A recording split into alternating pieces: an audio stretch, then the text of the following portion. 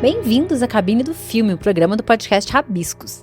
E eu tô aqui, sentadinha nesse frio que tá fazendo essa semana, para gravar um episódio muito legal e talvez um pouquinho polêmico. Vamos lá. O título do episódio é uma provocação, né? O cinema autoral é melhor? Então vamos começar explicando um pouquinho do que é cinema autoral, pelo menos do que eu li, do que eu sei. Cinema autoral é quando o diretor é o autor da história, digamos assim. A visão dele é a que prepondera na forma de contar. Aqui no Brasil, esse termo talvez não faça tanto sentido, porque é tudo, né, os diretores, o roteirista, ele tem uma participação forte. Nos Estados Unidos, eu acho que a gente já chegou a comentar esse em algum outro episódio, talvez até com o Márcio, eles têm uma cultura diferente. Quem conduz o filme é o produtor. É o dinheiro, né, gente? É quem paga a história. Então, muitas vezes, a visão do diretor, ou mesmo a visão do roteirista acaba se perdendo. O que o estúdio quer? O que a produção quer? Quais rumos nós vamos tomar? E o cinema autoral é um resgate dessa visão do diretor. Fica mais autoral ainda quando o diretor é o próprio roteirista, né? Claro. Mas, quando o diretor tem essa liberdade criativa para conduzir a história da maneira como ele vê, na sua visão, a gente chama ele de cinema autoral. Bebe muito da nouvelle vague francesa, daquele tipo de cinema que a gente já comentou no episódio sobre os filmes franceses em Paris, que eram histórias, simplesmente retratos, momentos de vida de pessoas numa época. Então, são filmes que não têm grandes acontecimentos, como Cleo das 5 às 7, por exemplo. A Cleo vai fazer um exame, e esse exame pode dizer se ela está com uma doença grave ou não. E ela tem que esperar das 5 às 7 para receber a resposta do exame. Então, ela fica lá, perambulando pela cidade, vai de um lugar para o outro, em Paris. É um filme preto e branco, muito bom. E porque ela fica pensando na vida, pensando em situações, criando cenários na cabeça. Um pouco assim como o Miss Dalloway, né? O livro da Virginia Woolf, que ela também tá indo comprar flores para um jantar e passam a vida na cabeça dela. São histórias que não têm grandes acontecimentos, grandes reviravoltas, plot twists, nada disso. Porém, elas são muito interessantes. E elas têm um apelo porque elas são comuns no sentido de elas são relacionáveis. E a forma como elas são contadas traz muito dessa visão do diretor, do roteirista, mas principalmente do diretor, a filmagem, o posicionamento da câmera, os lugares por onde passa, que por vezes não são filmes nem longos, né? São filmes de 1h30, 1h20. Então a própria trilogia do Antes, que a gente comentou em alguns episódios atrás, né? Que eu comentei com a Gabi, foi muito bom aquele episódio, tem muito desse cinema autoral ali com o Richard Linklater, que a gente mencionou, que no segundo e no terceiro, né, no Antes do Pôr do Sol e no Antes da Meia-Noite, os próprios autores, o Ethan Hawke e a Julie Delpy, eles ajudaram na construção dos personagens, nos roteiros, tanto de um personagem quanto do outro, tanto da Celine quanto do Jesse. Então tem muita visão deles ali. E nenhuma história tem uma grande reviravolta, tem um grande acontecimento. As três se passam de cidades, através de diálogos, de situações cotidianas. Por isso até que são filmes que podem ser revisitados muitas vezes, porque eles conversam como uma boa história, como um bom livro. Eles conversam com a gente independente dos momentos em que a gente se encontra. Porém, conforme o momento em que a gente se encontra, algum filme ou alguma fala tocará mais do que outro. Isso, para mim, é a magia do cinema autoral. É você ter essa visão clara que também serve como um espelho pra gente, assim, pro nosso momento. Então, um diretor que eu acho que é muito autoral é o Woody Allen. Ele já passou por outros momentos mais autorais. É claro, não é porque o cinema... Eu vou responder ainda a pergunta, tá? Se eu acho que é melhor ou não do que o resto do cinema. E também vou dizer o que eu acho que é o resto do cinema. Lembrando que isso aqui é minha opinião. Tá aberta para ser contestada, né? Debatida, para não concordar, né? Até gosto quando tem não concordâncias, isso é muito legal, muito interessante. O cinema é feito de discordâncias também, né? E, enfim, o Woody Allen tem seus momentos, tem seus filmes maravilhosos, como Meia-Noite em Paris, como Manhattan. Filmes que passaram, né? Eu gosto muito de Blue Jasmine, pra mim, aquele filme que a Cate Blanchett ganhou o Oscar, merecidíssima, assim. É um momento, um retrato de uma vida também. São histórias que muitas vezes não têm fim, porque é como se você tirasse uma foto de um momento da vida de alguém, né? Então, não precisa necessariamente ter um fim, porque o fim da vida de uma pessoa, em tese, se dá com a morte. Então, você não precisa acabar o filme matar a pessoa. É um retrato, é uma foto. É um momento, é uma situação, é um dia. Isso é legal. O Godard, o Truffaut, eram cineastas franceses que tinham muito essa visão. Você consegue identificar traços muito claros em suas obras, muito característicos. O Godard tem diálogos que, por vezes, não fazem sentido, assim, imediato, assim, são situações, são conversas, são reflexões da vida, são pessoas interessantes, realidades diferentes. Isso tem um apelo muito grande para mim, por exemplo, que sou escritora, que gosto muito de ler, né, que gosto muito de descobrir esse mundo da literatura, porque assim, se a gente for pensar, o mundo das palavras é finito, né, existe um dicionário, claro, está sempre se renovando, se atualizando, mas as palavras, em tese, elas mudam muito pouco. Então, o que faz um livro ser melhor que o outro? É a forma como elas são colocadas no papel. É a criatividade, é a imaginação, é o que o autor coloca ali, como ele conduz essa história. Tem um livro até que a TAG lançou, a TAG Experiências Literárias, aquele clube de assinatura, chama Uns e Outros. Era uma coletânea de aniversário de 3 anos do clube, se eu não me engano, em que eles pegavam contos famosos e pediam para escritores contemporâneos fazerem uma releitura desses contos. Então, às vezes, assim, era contado em primeira pessoa, para contar em terceira pessoa. Tem um que a cena toda é contada pela cadeira que estava presenciando os acontecimentos. Então, o que muda é a forma como essa cena é contada. E no cinema é a mesma coisa.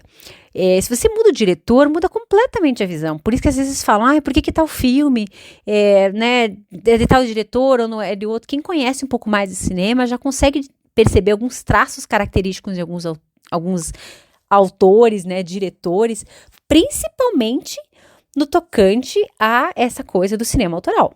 Um Tarantino, que eu já trouxe aqui, né, especificamente num episódio, que tem uma visão muito clara do que ele faz, e a gente consegue perceber rapidamente que é um filme do Tarantino, do Almodóvar, que vai vir um episódio só do Almodóvar, porque o Almodóvar é extremamente autoral, apesar dele não escrever todos os filmes, né, como A Pele que Habito, ser um filme que é adaptado de um livro, perturbador, super perturbador, mas a visão dele dessa adaptação é extremamente autoral. E o que eu quero dizer com melhor? Melhor do que os outros filmes, do que os filmes hollywoodianos, do que os grandes blockbusters. Por isso que eu digo que pode ser que seja polêmico, mas eu não vou dizer que nenhum filme aqui é ruim. Eu nunca vou dizer que um filme aqui é ruim. Porque uma das coisas que eu gosto de falar, e que eu prego muito nesse quase um ano aqui de programa, é que não existe cinema bom e ruim. Cinema é cinema, é arte. Não tem como uma pessoa chegar, apesar de existirem críticos, né, premiações, mas é muito difícil você falar esse filme é bom, aquele filme é ruim. Claro, se você for analisar por critérios puramente técnicos, você consegue dizer se teve uma boa atuação, se o roteiro faz sentido, se é bem filmado. Tem como você analisar se um filme é bom ou ruim por critérios técnicos, mas é muito subjetivo você falar. E aqui eu, como uma pessoa que comenta o cinema, que estou sempre pregando que vocês mantenham a mente aberta, o coração aberto para as histórias, assim como eu tento ficar, não posso falar que um cinema autoral é melhor ou pior. Para mim, eu posso dizer, para mim é melhor. Eu me identifico muito mais com histórias autorais, com histórias cujo roteiro eu não consigo prever facilmente, eu não sei para onde vai. Não vai seguir aquela jornada do herói assim purinha. Para quem não lembra da Jornada do Herói, a gente fez um episódio, eu e o Virgílio, logo no início desse programa, no ano passado, quem quiser procurar lá. É um conceito da literatura, do Joseph Campbell, né, do mito do herói, que estudou a história de Jesus, do Buda, dos grandes mitos, e que desenvolveu alguns passos que o herói passa na sua jornada. Então ele vai, ele tem uma recusa ele recebe um chamado, ele recusa aquele chamado, ele não quer ir, ele reluta, ele aceita, ele passa por diversos percalços, ele encontra aliados, ele encontra inimigos, até ele passar por uma desilusão muito grande, uma quebra muito grande, e a superação desse obstáculo com um retorno ao momento anterior.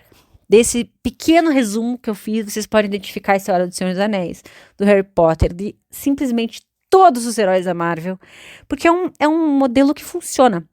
Quem conhece bem a jornada do herói consegue colocar a maioria dos filmes, principalmente produzidos em Hollywood, e saber que parte o filme está, se ele está no começo ou no meio do fim, conforme o estágio da jornada do herói que está sendo mostrado. Tão claro é, isso que você não precisa pôr sempre todos os estágios, né? Que podem ser 7 ou 12, conforme a adaptação.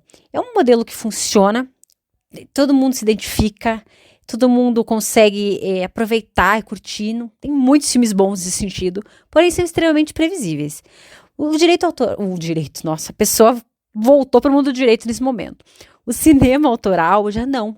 Você não consegue prever o que aconteceu com a Jasmine, do Blue Jasmine. E quando você prevê, você começa a achar que vai acontecer uma coisa, acontece outra, ou não acontece nada, ou simplesmente acaba.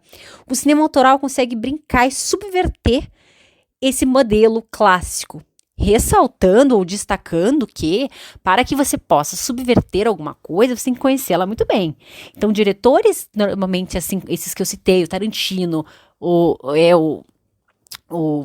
ai, gente, esqueci o resto. O Woody Allen, o Almodóvar, o Godard, né, Truffaut, todos eles conheciam muito bem toda a forma de fazer cinema para você poder subverter. Para um Tarantino fazer um Pulp Fiction, que é completamente fora de sequência, para o Nolan fazer Amnésia, eles têm que conhecer muito bem a estrutura clássica para poder subverter, né? Isso é meio que um preceito lógico, assim, da coisa. Então é muito interessante você poder ver um cinema autoral e você poder curtir um cinema autoral sem expectativas. Tem gente que não gosta. Tem gente que gosta de um filme previsível, gosta de uma sequência certinha, que já sabe o que vai acontecer. E também tem dias que a gente quer isso, né? Tem dias que você quer colocar um filme conforto, você quer colocar uma comédia romântica, ou um filme que você já viu, né? Dizem que a melhor coisa para um ansioso é ver um filme que já viu, porque já sabe o que vai acontecer. E é verdade. É muito verdade. Então, assim, o que eu quero dizer com cinema autoral é melhor? Eu quero incitar vocês a discutirem sobre o tema e a procurarem esse tipo de filme. Com quase um ano aqui de podcast, inclusive vamos ter uma programação muito legal de aniversário, um episódio muito gostoso, vários episódios muito gostosos que a gente está preparando. Na verdade, todos são preparados com muito carinho, né? É muito bom poder falar sobre cinema com vocês. Desde já eu agradeço também todos os feedbacks carinhosos que eu recebo. Não é migué, não é balela, eu recebo mesmo, pessoas dando sugestões, amigos, né, se tornam amigos, conversando, trocando, levando a discussão do podcast para outras redes, trazendo o cinema para perto. Eu aprendo muito com vocês também, com as coisas que a gente troca aqui, com, né, as conversas, e com as conversas que a gente conversa nas redes, nos outros lugares. Então, é o que eu sempre falo, cinema é troca, é conexão, é expansão. Então eu quero incitar vocês a procurarem esses filmes autorais, esses filmes diferentes. E hoje em dia tá muito mais fácil. Antes você tinha que ir num cinema muito específico da sua cidade, em algumas cidades tinham, para ver um festival diferentoso, ou um horário lá, 1 da tarde, no meio da semana, que passava um filme diferente. Agora a gente tem Netflix, a gente tem 1 milhão de streams da Mubi, Reserve Movision, que é minha parceira aqui, o Belas Artes à la carte, dentre vários outros que trazem filmes muito diferentes, de realidades diferentes, países diferentes, que são autorais dos seus países, assim. Você pega um filme da Nadine Labaki, por exemplo, Cafarnaum, é um filme que conta toda uma realidade, toda uma história de um país, de um povo, mas ao mesmo tempo todos nós somos humanos, são histórias humanas, são olhares sobre realidades humanas. Isso nos deixa mais humanos, isso nos deixa mais empáticos, mais generosos para com nós mesmos e ao mesmo tempo nos abre os olhos, né? Porque a arte também tem essa função. Eu acho que a arte tem muito essa função de abrir os olhos, de escancarar verdades, e o cinema autoral faz isso muito bem, com as cores e com as lentes daquele diretor, mas faz. O que eu quero dizer que é melhor é no sentido de que são histórias que me tocam muito mais, que cortam mais fundo do que uma jornada do herói pura.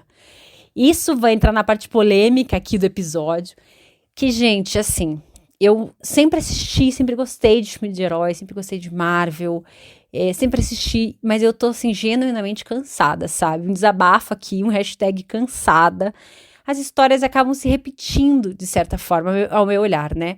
Não sei se eu tô de ressaca, se eu cansei um pouco, se eu tô querendo expandir meu conteúdo cinematográfico, Mas para mim as histórias acabam ficando repetitivas.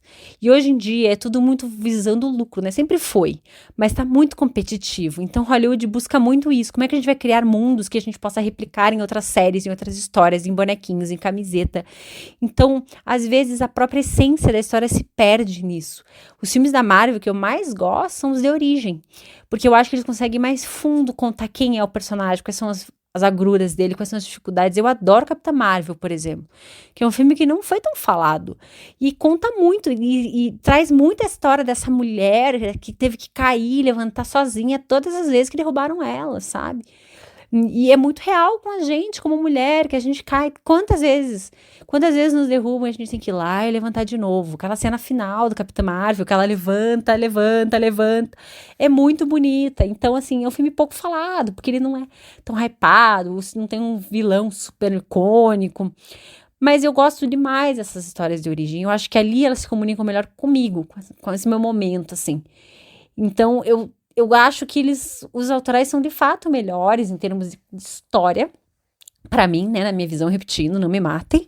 Esses dias eu comentei isso, que eu estava cansada dos filmes da Marvel, ele veio, meu Deus, mas assim, é momento, né?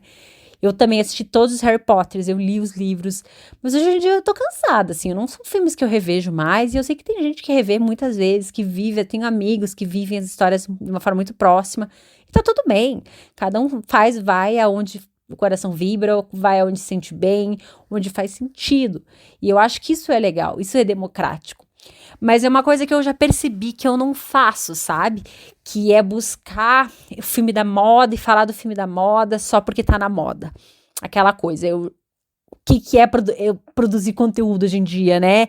É tá na moda, é tá no hype, é tá nas trends. E não é esse meu papel, assim, não é para isso que eu tô aqui falando com vocês. Eu quero trazer discussões, apresentar coisas novas. Vai ter um festival muito legal aqui em Curitiba, Olhar de Cinema, que vale a pena acompanhar, eu vou tentar trazer um pouco também. Quando tiver o Varilux, também para vir o Varilux Festival de Cinema Francês. Tem muita coisa legal acontecendo no cinema que vale ser debatida. Vale a gente falar para além dos likes, para além dos hypes, né? Pra quem não sabe, hype é quando a coisa tá muito em voga, muito em evidência, tá todo mundo falando sobre isso. A gente fala que tá hypado, tá no hype, é uma expressão americana, né? Norte-americana. Então, o objetivo desse episódio não é falar se o cinema autoral é melhor ou pior que o cinema de Hollywood, melhor ou pior que a Marvel, que o Star Wars, por exemplo, é uma saga que não me atrai.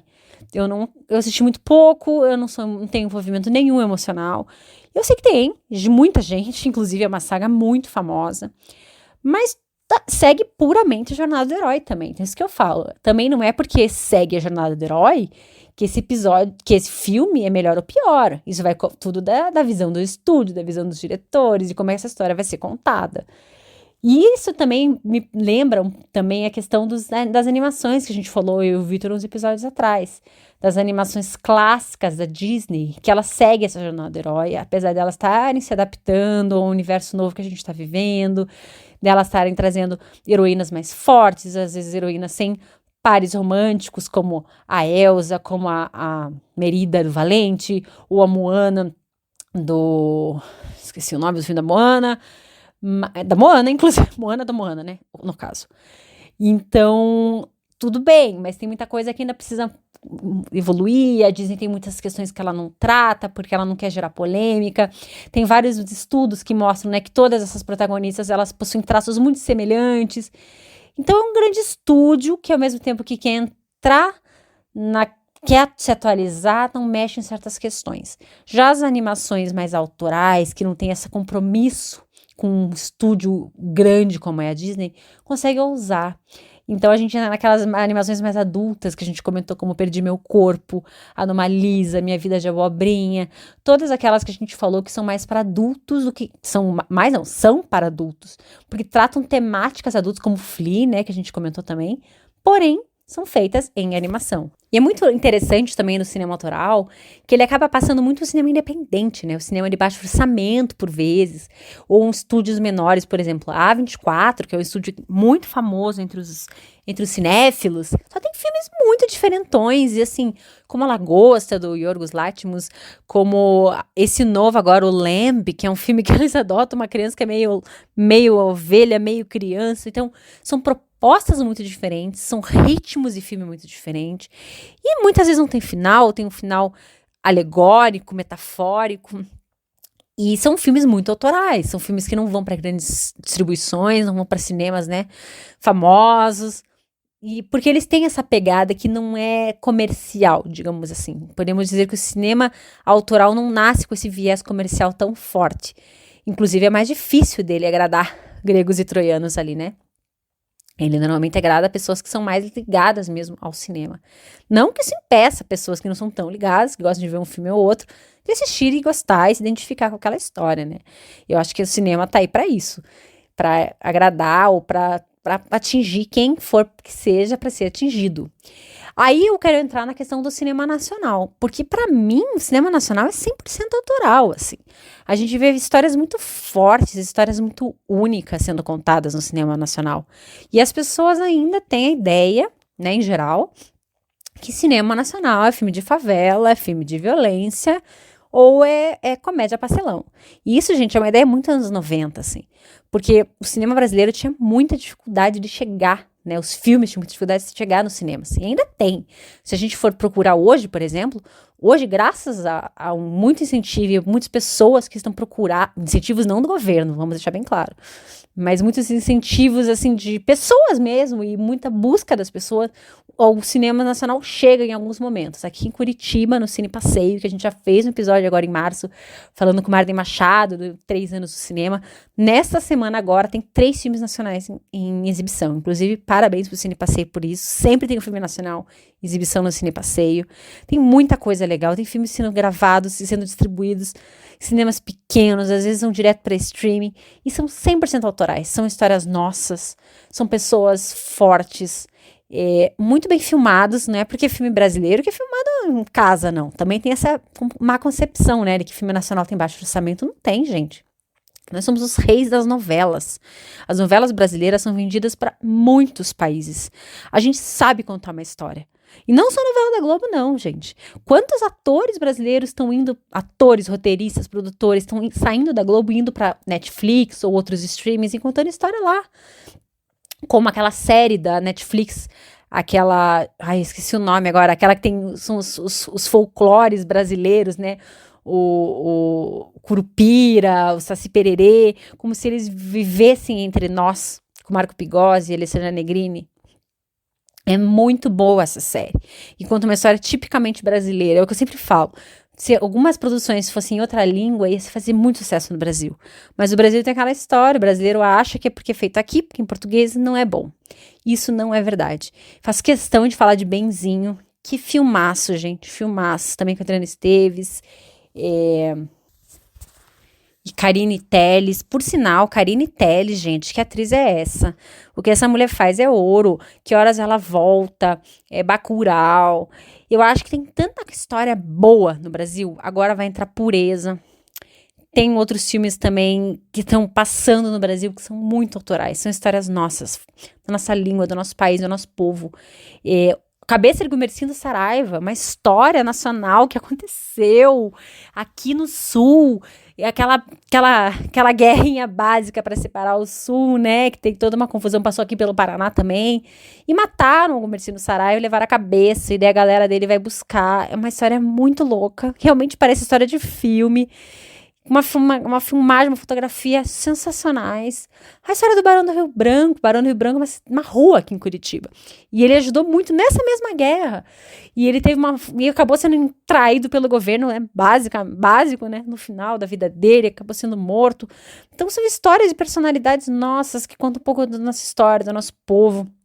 E são extremamente autorais, são a visão do diretor, a visão do estúdio não, do roteirista, de todo mundo que está produzindo aquela história, que faz tudo para conseguir que aquela história saia do papel. Então vale a pena prestigiar. O Deserto Particular, que eu já mencionei aqui, que é um filmaço, que era nosso candidato ao Oscar esse ano. Que filmaço, gente. Assistam ali Muritiba, assim, um trabalho excepcional. A vida da Eurídice Guzmão, esqueci o nome. Mas enfim, dizendo que eu não colhei hoje, eu tô só na minha cabeça aqui. Então, A Vida Invisível, de Eurídice Guzmão. Também é um filme lindo, conta a história de duas irmãs, duas mulheres que tiveram que passar por muita coisa, tiveram uma vida de muitas renúncias, de muitas perdas, mas ao mesmo tempo de muito amor e muita luta, que é a história de quase todas as mulheres, né? Das mulheres brasileiras, histórias das nossas avós. São histórias que às vezes a gente conhece através de terceiros, a gente vai ver acontecendo na nossa família. Então, é muito legal a gente conhecer o cinema nacional. A gente fala muito de cinema francês, a gente fala dos americanos, a gente fala dos argentinos, que são excelentes filmes, os espanhóis, mas o Brasil tem muita produção de qualidade autoral, que a gente não prevê o que vai acontecer, que a gente fica lembrando, relembrando, estudando, pensando. Então eu tenho tentado, é uma falha minha também, eu tenho tentado buscar mais cinema nacional, trazer para cá também produções nacionais, falar um pouquinho mais sobre isso e eu mesmo conhecer. Porque a gente tem essa cultura de ir no cinema e ver o que tá passando. E normalmente é um filme americano da Marvel, basicamente.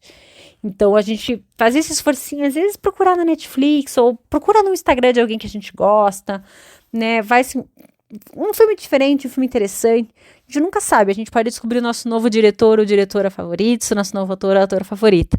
Falando em diretoras, não posso deixar de falar da Jane Campion, ganhou o Oscar pelo o Power of the Dog, né, o Ataque dos Cães, que é um filme muito autoral, uma história num ritmo, numa filmagem, num subliminar ali, sensacionais. A Jane tá, assim, muito bem nesse filme.